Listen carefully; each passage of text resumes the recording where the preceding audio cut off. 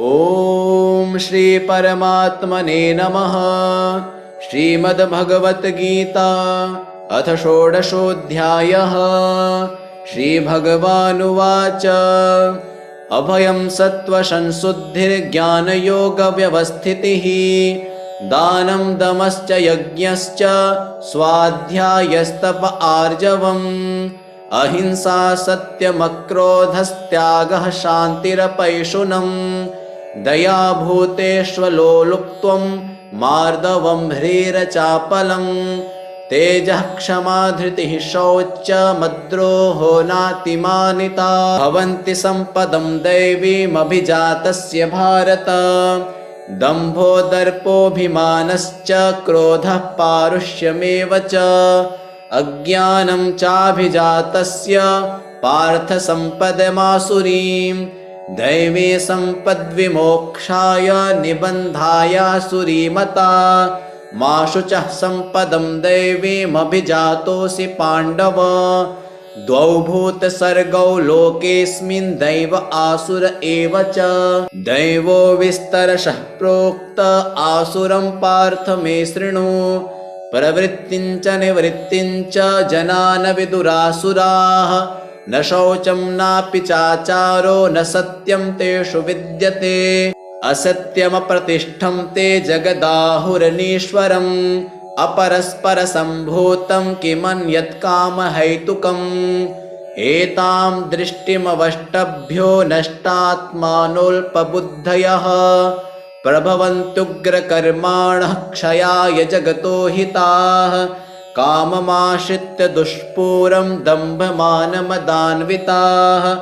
मोहाद् गृहीत्वा सद्ग्राहान् प्रवर्तन्ते शुचिव्रताः चिन्तामपरिमेयां च प्रलयान्तामुपाश्रिताः कामोपभोगपरमा एतावदिति निश्चिताः आशापाशशतैर्बद्धाः कामक्रोधपरायणाः ईहन्ते कामभोगार्थ मन्यायेनार्थसञ्चयान् इदमद्य मया लब्धमिमं प्राप्स्ये मनोरथम् इदमस्तीदमपि मे भविष्यति पुनर्धनम् असौ मया हतः शत्रुर्हनिष्ये चापरानपि ईश्वरोऽहमहं भोगी सिद्धोऽहं बलवान् सुखी आढ्योऽभिजनवानस्मि कोऽन्योऽस्ति सदृशो मया यक्षे दास्यामि मोदिष्य इत्यज्ञानविमोहिताः अनेकचित्तविभ्रान्ता मोहजालसमावृताः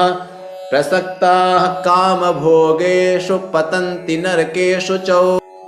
आत्मसम्भाविताः स्तब्धा धनमानमदान्विताः यजन्ते नाम यज्ञैस्ते दम्भेनाविधिपूर्वकम् अहङ्कारं बलं दर्पं कामं क्रोधं च संश्रिताः मामात्मपरदेहेषु प्रद्विषन्तोऽभ्यसूयकाः तानहं द्विषतः क्रूरान् संसारेषु नराधमान् क्षिपाम्यजस्रमशुभानासुरिष्वेव योनिषु आसुरीं योनिमापन्ना मूढा जन्मनि जन्मनि माम प्राप्यैव कौन्तेय ततो यान्त्यधमां गतिम् त्रिविधं नरकस्येदं द्वारं नाशनमात्मनः कामः क्रोधस्तथा लोभस्तस्मादेतत्त्रयं त्यजेत् एतैर्विमुक्तः कौन्तेय तमोद्वारैस्त्रिभिर्नरः आचरत्यात्मनः श्रेयस्ततो याति परां गतिम् यः शास्त्रविधिमुत्सृज्य वर्तते कामकारतः न स सिद्धिमवाप्नोति न सुखं न परां गतिम् तस्माच्छास्त्रं प्रमाणं ते कार्याकार्यव्यवस्थितौ ज्ञात्वा शास्त्रविधानोक्तं कर्म कर्तुमिहार्हसि अभयं सत्त्वसंशुद्धिर्ज्ञानयोगव्यवस्थितिः दानं दमश्च यज्ञश्च स्वाध्यायस्तप आर्जवम् अहिंसा सत्यमक्रोधस्त्यागः शान्तिरपैशुनम् दया भूतेष्वलोलुप्त्वं मार्दवं ह्रीरचापलम् तेजः क्षमा धृतिः शौचमद्रोहो नातिमानिता भवन्ति सम्पदं दैवीमभिजातस्य भारत दम्भो दर्पोऽभिमानश्च क्रोधः पारुष्यमेव च अज्ञानं चाभिजातस्य पार्थ सम्पदमासुरीं दैवी सम्पद्विमोक्षाय निबन्धायासुरीमता मा शुचः सम्पदं दैवीमभिजातोऽसि पाण्डव द्वौ भूतसर्गौ लोकेऽस्मिन् दैव आसुर एव च दैवो विस्तरशः प्रोक्त आसुरं पार्थ मे शृणु प्रवृत्तिं च निवृत्तिं च जना न विदुरासुराः न शौचं नापि चाचारो न सत्यं तेषु विद्यते असत्यमप्रतिष्ठं ते जगदाहुरनीश्वरम् अपरस्परसम्भूतं किमन्यत् कामहैतुकम् एतां दृष्टिमवष्टभ्यो नष्टात्मानोऽल्पबुद्धयः प्रभवन्त्युग्रकर्माणः क्षयाय जगतो हिताः काममाश्रित्य दुष्पूरं दम्भमानमदान्विताः मोहाद् गृहीत्वा सद्ग्राहान् प्रवर्तन्ते शुचिव्रताः चिन्तामपरिमेयां च प्रलयान्तामुपाश्रिताः कामोपभोगपरमा एतावदिति निश्चिताः आशापाशशतैर्बद्धाः कामक्रोधपरायणाः ईहन्ते कामभोगार्थ मन्यायेनार्थसञ्चयान् इदमद्य मया लब्धमिमं प्राप्स्ये मनोरथम् इदमस्तीदमपि मे भविष्यति पुनर्धनम् असौ मया हतः शत्रुर्हनिष्ये चापरानपि ईश्वरोऽहमहं भोगी सिद्धोऽहं बलवान् सुखी आढ्योऽभिजनवानस्मि कोऽन्योऽस्ति सदृशो मया यक्षे दास्यामि मोदिष्य इत्यज्ञानविमोहिताः अनेकचित्तविभ्रान्ता मोहजालसमावृताः प्रसक्ताः कामभोगेषु पतन्ति नरकेषु च आत्मसम्भाविताः स्तब्धा धनमानमदान्विताः यजन्ते नाम यज्ञैस्ते दम्भेनाविधिपूर्वकम् अहङ्कारं बलं दर्पं कामं क्रोधं च संश्रिताः मामात्मपरदेहेषु प्रद्विषन्तोऽभ्यसूयकाः तानहं द्विषतः क्रूरान् संसारेषु नराधमान् क्षिपाम्यजस्रमशुभानासुरिष्वेव योनिषु आसुरीं योनिमापन्ना मूढा जन्मनि जन्मनि माम प्राप्यैव कौन्तेय ततो यान्त्यधमां गतिम् त्रिविधं नरकस्येदं द्वारं नाशनमात्मनः कामः क्रोधस्तथा लोभस्तस्मादेतत्त्रयं त्यजेत् एतैर्विमुक्तः कौन्तेय तमोद्वारैस्त्रिभिर्नरः आचरत्यात्मनः श्रेयस्ततो याति परां गतिम् यः शास्त्रविधिमुत्सृज्य वर्तते कामकारतः न स सिद्धिमवाप्नोति न सुखं न परां गतिम् तस्माच्छास्त्रं प्रमाणं ते कार्याकार्यव्यवस्थितौ ज्ञात्वा शास्त्रविधानोक्तं कर्म कर्तुमिहार्हसि अभयं सत्त्वसंशुद्धिर्ज्ञानयोगव्यवस्थितिः दानं दमश्च यज्ञश्च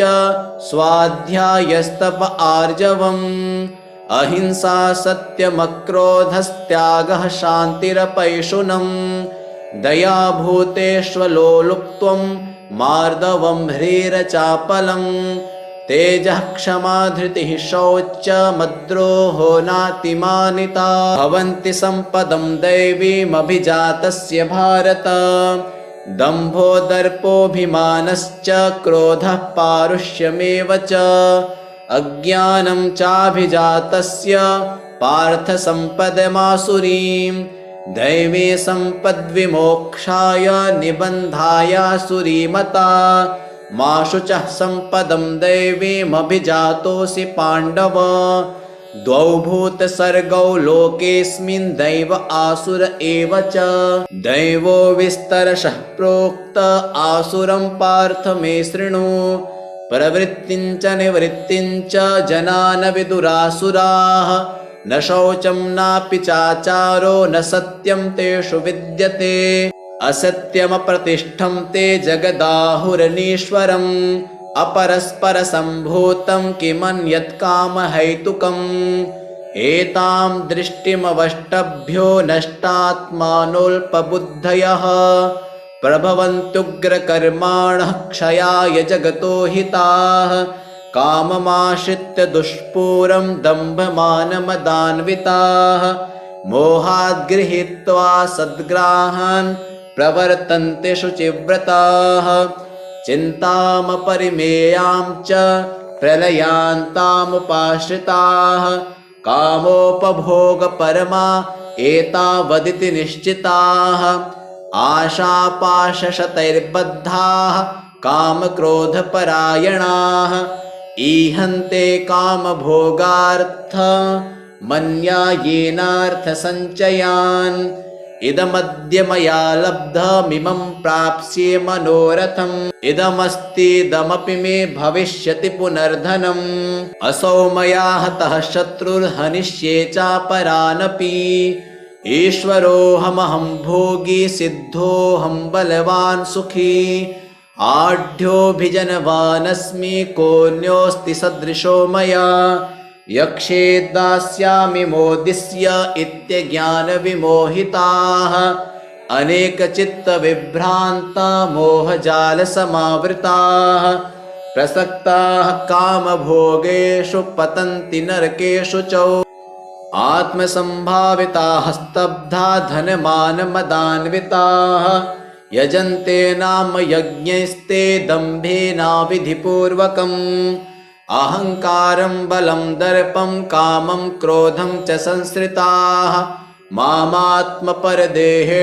प्रद्विषन्तोऽभ्यसूयकाः तानहं द्विषतः क्रूरान् संसारेषु नराधमान् क्षिपाम्यजस्रमशुभानासुरिष्वेव योनिषु आसुरीं योनिमापन्ना मूढा जन्मनि जन्मनि मामप्राप्यैव कौन्तेय ततो यान्त्यधमां गतिम् त्रिविधं नरकस्येदं द्वारं नाशनमात्मनः कामः क्रोधस्तथा लोभस्तस्मादेतत्त्रयं त्यजेत् एतैर्विमुक्तः कौन्तेय तमोद्वारैस्त्रिभिर्नरः आचरत्यात्मनः श्रेयस्ततो याति परां गतिम् यः शास्त्रविधिमुत्सृज्य वर्तते कामकारतः न स सिद्धिमवाप्नोति न सुखं न परां गतिम् तस्माच्छास्त्रं प्रमाणं ते कार्याकार्यव्यवस्थितौ ज्ञात्वा शास्त्रविधानोक्तं कर्म कर्तुमिहार्हसि अभयं सत्त्वसंशुद्धिर्ज्ञानयोगव्यवस्थितिः दानं दमश्च यज्ञश्च स्वाध्यायस्तप आर्जवम् अहिंसा सत्यमक्रोधस्त्यागः शान्तिरपैशुनम् दया भूतेष्वलोलुप्त्वं मार्दवं ह्रीरचापलम् तेजः क्षमा धृतिः शौचमद्रोहो नातिमानिता भवन्ति सम्पदं दैवीमभिजातस्य भारत दम्भो दर्पोऽभिमानश्च क्रोधः पारुष्यमेव च अज्ञानं चाभिजातस्य पार्थ सम्पदमासुरीं दैवी सम्पद्विमोक्षाय निबन्धायासुरीमता मा शुचः सम्पदं दैवीमभिजातोऽसि पाण्डव द्वौ भूतसर्गौ लोकेऽस्मिन् दैव आसुर एव च दैवो विस्तरशः प्रोक्त आसुरं पार्थ मे शृणु प्रवृत्तिं च निवृत्तिं च जना न विदुरासुराः न शौचं नापि चाचारो न सत्यं तेषु विद्यते असत्यमप्रतिष्ठं ते जगदाहुरनीश्वरम् अपरस्परसम्भूतं किमन्यत् कामहैतुकम् एतां दृष्टिमवष्टभ्यो नष्टात्मानोऽल्पबुद्धयः प्रभवन्त्युग्रकर्माणः क्षयाय जगतो हिताः काममाश्रित्य दुष्पूरं दम्भमानमदान्विताः मोहाद् गृहीत्वा सद्ग्राहान् प्रवर्तन्ते शुचिव्रताः चिन्तामपरिमेयां च प्रलयान्तामुपाश्रिताः कामोपभोगपरमा एतावदिति निश्चिताः आशापाशशतैर्बद्धाः कामक्रोधपरायणाः ईहन्ते कामभोगार्थ मन्यायेनार्थसञ्चयान् इदमद्य मया लब्धमिमं प्राप्स्ये मनोरथम् इदमस्तीदमपि मे भविष्यति पुनर्धनम् असौ मया हतः शत्रुर्हनिष्ये चापरानपि ईश्वरोऽहमहं भोगी सिद्धोऽहं बलवान् सुखी आढ्योऽभिजनवानस्मि कोऽन्योऽस्ति सदृशो मया यक्षे दास्यामि मोदिष्य इत्यज्ञानविमोहिताः अनेकचित्तविभ्रान्ता मोहजालसमावृताः प्रसक्ताः कामभोगेषु पतन्ति नरकेषु च आत्मसम्भाविताः स्तब्धा धनमानमदान्विताः यजन्ते नाम यज्ञैस्ते दम्भेनाविधिपूर्वकम् अहङ्कारं बलं दर्पं कामं क्रोधं च संश्रिताः मामात्मपरदेहेषु प्रद्विषन्तोऽभ्यसूयकाः तानहं द्विषतः क्रूरान् संसारेषु नराधमान् क्षिपाम्यजस्रमशुभानासुरिष्वेव योनिषु आसुरीं योनिमापन्ना मूढा जन्मनि जन्मनि मामप्राप्यैव कौन्तेय ततो यान्त्यधमां गतिम् त्रिविधं नरकस्येदं द्वारं नाशनमात्मनः कामः क्रोधस्तथा लोभस्तस्मादेतत्त्रयं त्यजेत् एतैर्विमुक्तः कौन्तेय तमोद्वारैस्त्रिभिर्नरः आचरत्यात्मनः श्रेयस्ततो याति परां गतिम् यः शास्त्रविधिमुत्सृज्य वर्तते कामकारतः न स सिद्धिमवाप्नोति न सुखं न परां गतिम् तस्माच्छास्त्रं प्रमाणं ते कार्याकार्यव्यवस्थितौ ज्ञात्वा शास्त्रविधानोक्तं कर्म कर्तुमिहार्हसि अभयं सत्त्वसंशुद्धिर्ज्ञानयोगव्यवस्थितिः दानं दमश्च यज्ञश्च स्वाध्यायस्तप आर्जवम् अहिंसा सत्यमक्रोधस्त्यागः शान्तिरपैशुनम् दया भूतेष्वलोलुप्त्वं मार्दवं ह्रीरचापलम् तेजः क्षमा धृतिः शौचमद्रोहो नातिमानिता भवन्ति सम्पदं दैवीमभिजातस्य भारत दम्भो दर्पोऽभिमानश्च क्रोधः पारुष्यमेव च अज्ञानं चाभिजातस्य पार्थ सम्पदमासुरीं दैवी सम्पद्विमोक्षाय निबन्धायासुरीमता मा शुचः सम्पदं दैवीमभिजातोऽसि पाण्डव द्वौ भूतसर्गौ लोकेऽस्मिन् दैव आसुर एव च दैवो विस्तरशः प्रोक्त आसुरं पार्थ मे शृणु प्रवृत्तिं च निवृत्तिं च जना न विदुरासुराः न शौचं नापि चाचारो न सत्यं तेषु विद्यते असत्यमप्रतिष्ठं ते जगदाहुरनीश्वरम् अपरस्परसम्भूतं किमन्यत् कामहैतुकम् एतां दृष्टिमवष्टभ्यो नष्टात्मानोऽल्पबुद्धयः प्रभवन्त्युग्रकर्माणः क्षयाय जगतो हिताः काममाश्रित्य दुष्पूरं दम्भमानमदान्विताः मोहाद् गृहीत्वा सद्ग्राहान् प्रवर्तन्ते शुचिव्रताः चिन्तामपरिमेयां च प्रलयान्तामुपाश्रिताः कामोपभोगपरमा एतावदिति निश्चिताः आशापाशशतैर्बद्धाः कामक्रोधपरायणाः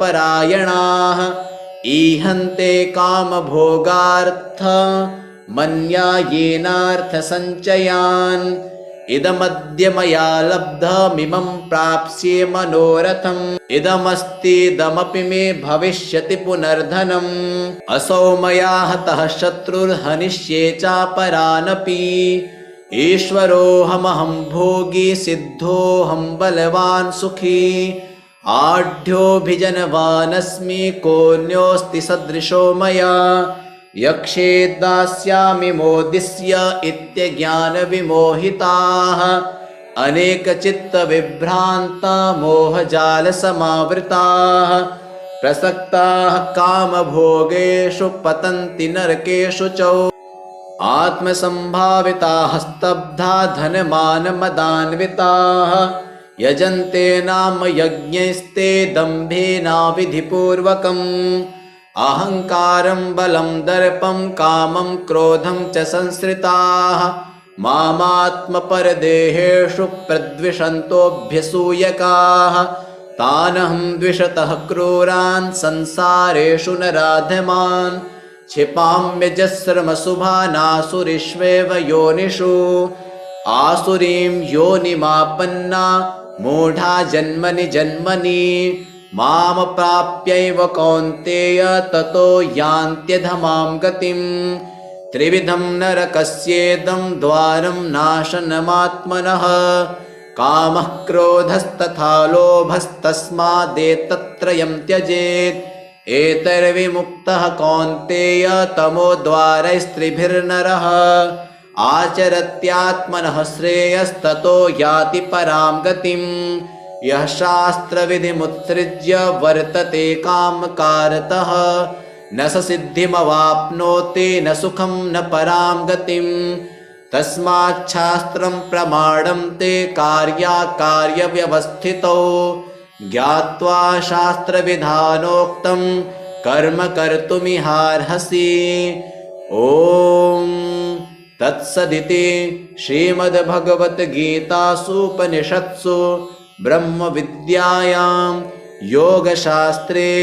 श्रीकृष्णार्जुनसंवादे दैवासुरसम्पदविभागयोगो नाम षोडशोऽध्यायः। हरिः ॐ तत्सत्।